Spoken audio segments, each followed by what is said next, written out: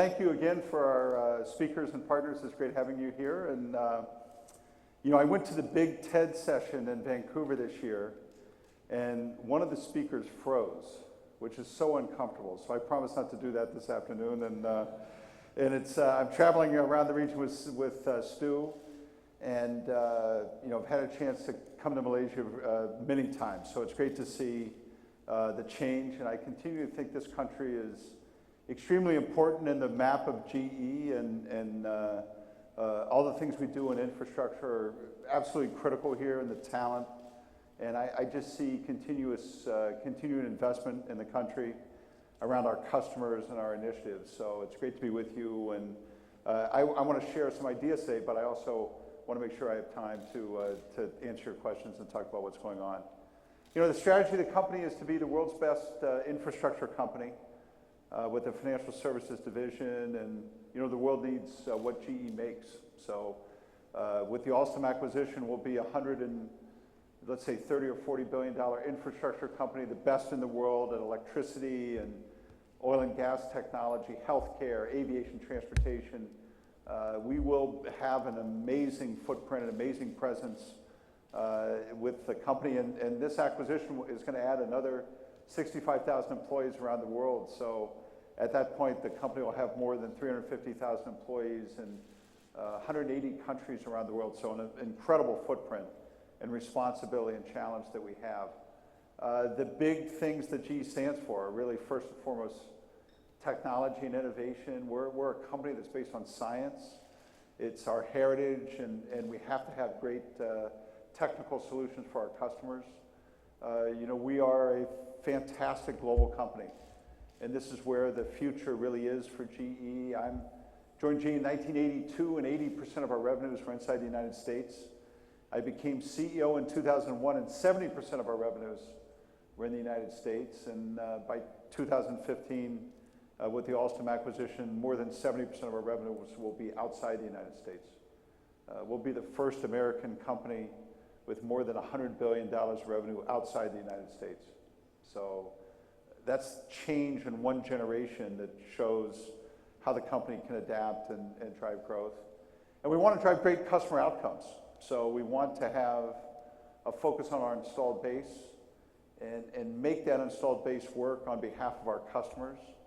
And for most of our history, that has meant a focus on physical science, but increasingly that means a focus on analytics and software and business model innovation.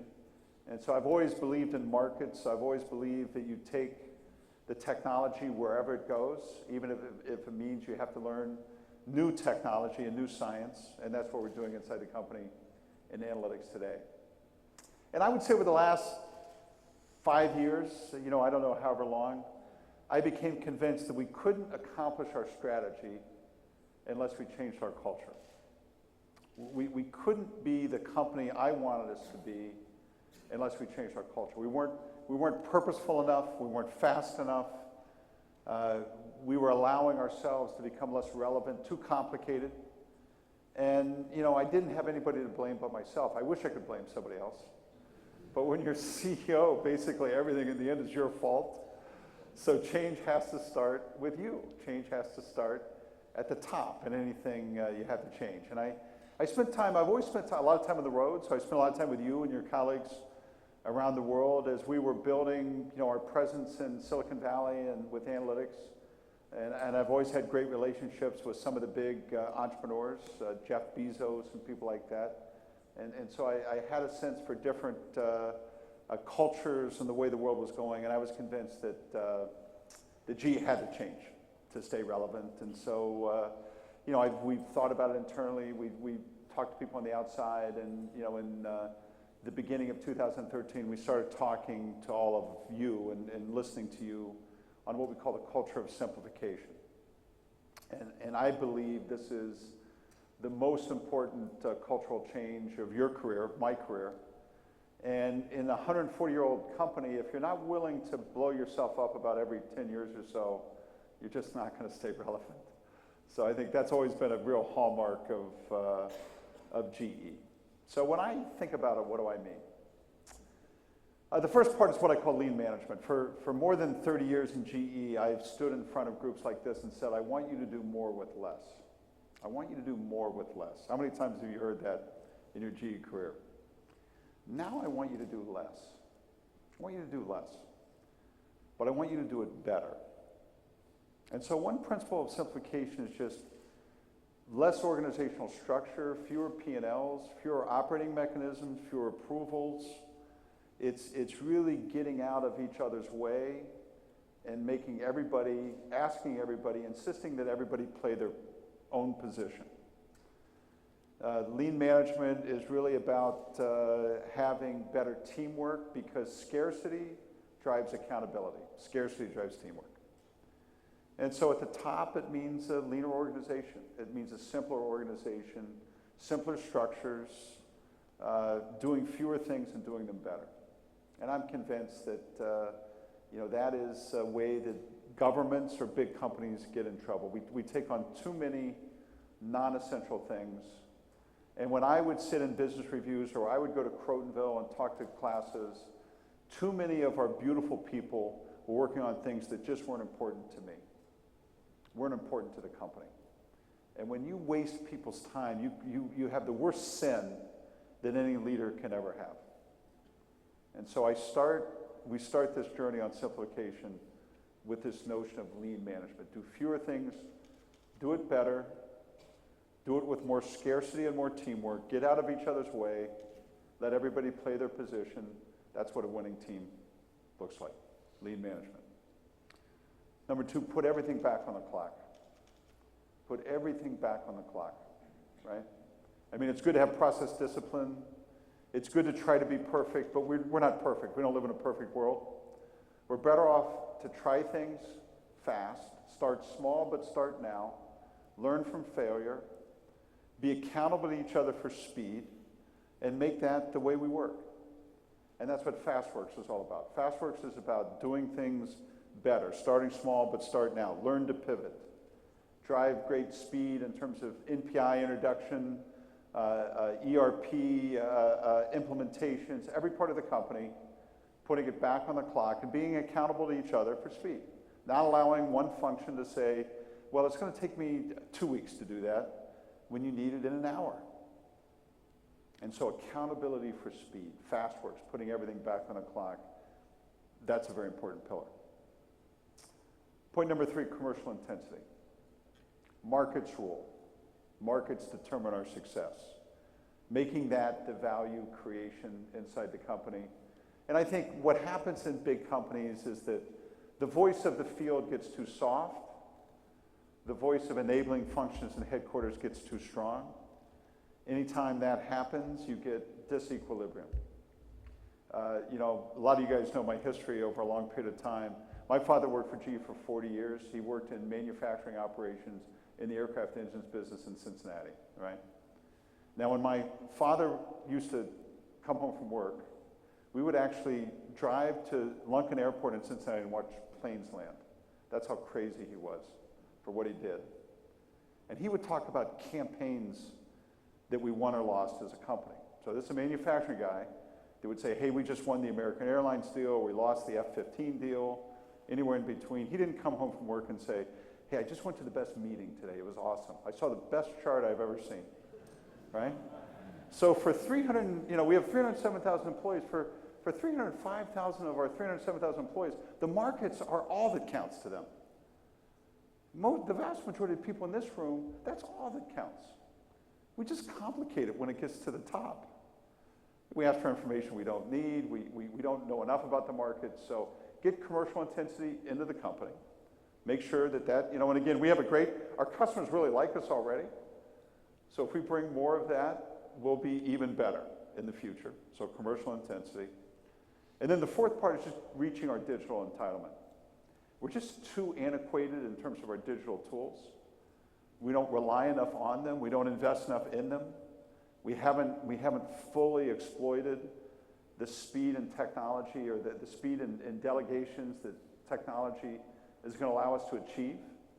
And there's a vast opportunities for us to become faster, leaner, more efficient, lower cost by really embracing the kind of digital change we can drive inside the company. So when we talk about simplification, when we talk about the cultural change we have to drive inside the company, speed, lean management, commercial intensity, digital entitlement, that's how GE has to change. And inside the company, basically, with the leadership team and the board, we've kind of said we're going to leave nothing unchanged in the purpose of driving this cultural change.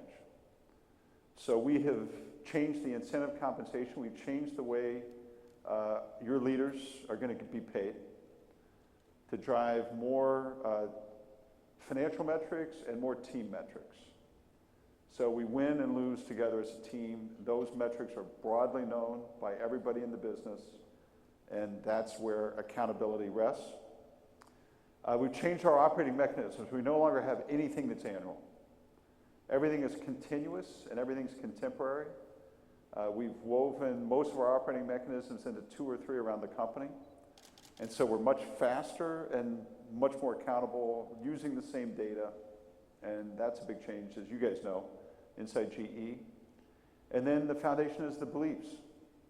And the beliefs we've done bottoms up and tops down. We've had lots of discussion in terms of the GE beliefs.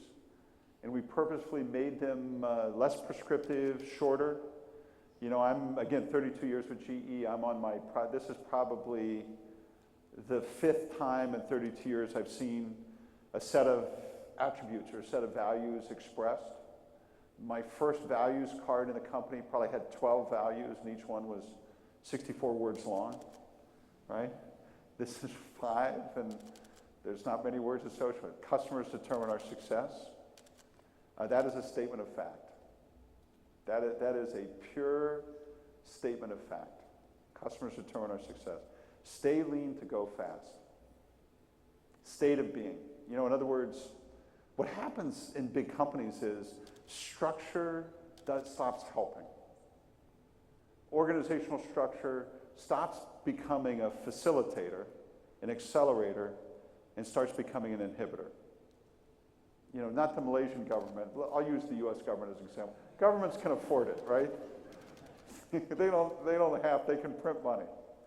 If you can't print money, every piece of organization has to become precious. So stay lean to go fast. Learn and adapt. You know, be the learning company we've always been. Adapt, change, try things, fail. You know, that has to be a big part of our belief. Motivate and inspire teams. Really drive people, encourage people, delegate to people to be successful. And then deliver results in an uncertain world. We live in an uncertain world, but we expect the company to perform and change in that context. So simple words, simple ideas, simple construct, and those are the GE beliefs. So again, we have a great strategy as the company. You know, our customers recognize it, the board's endorsed it, we know exactly what we want to do, but the culture has to change in order for us to be as effective as we want to be, as we need to be, in terms of driving our strategy. And I'm quite intent on it. Like I said, this is a movement that I think will start at both the bottom and the top of the company, but we have to put everything on the table and be willing to evolve and change to be successful. Now, I'll just end kind of where I started is a big portion of driving the culture change inside the company is how global we've become. You know, my company that I grew up in could afford to be a tightly centralized, controlled GE, right? It could be a very process-driven, control-based, centralized company. It was largely an American-dominated company. Those days are over. We now have to be in a delegated risk-return world. We are a risk-based company today, not a control-based company. We have to be out in the markets, trying new things, understanding what the risk-reward trade-offs are, and we have to have broad delegations in order to make those things happen. Those changes are, you know, it's easy to say, hard to do, and we're on that continuum and have to continue to drive it and you know, winning around the world is a big part of that. I became CEO in 2001. We used to segment the world, US, Europe, Japan, and rest of world. So Malaysia was rest of world. And if we ever got an order in Malaysia, we would be like so surprised. We'd say, holy cow, how did that happen? We got an order in Malaysia. Holy, what happened? Now we expect to win every order here. We expect to win every order here, right? We expect it. We need it. So if that's the way you think about the world, you're not going to be able to do that with an old, centralized, controls-based, rules-based American company. You have to be willing to go forward in the future.